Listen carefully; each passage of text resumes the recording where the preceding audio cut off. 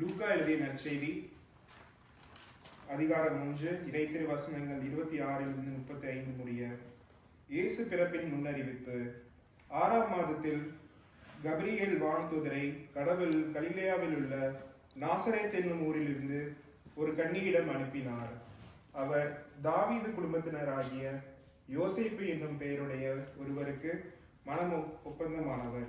அவர் பெயர் மரியா. வானதூதர் மரியாவுக்கு தோன்றி, அருள்மிக்க பெற்றவரே வாழ்க, ஆண்டவர் உம்மோடு இருக்கிறார் என்றார்.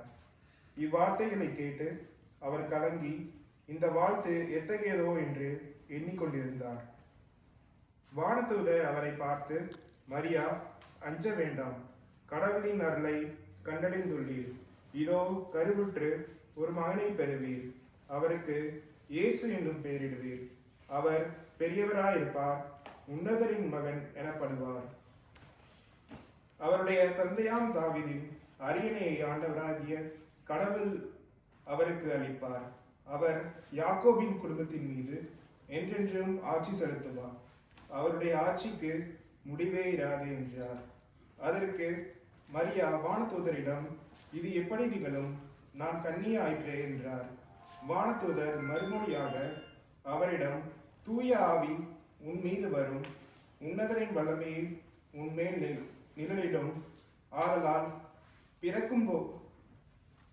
பிறக்கப் போகும் குழந்தை தூயது, அக்குழந்தை இறைமகன் எனப்படும்.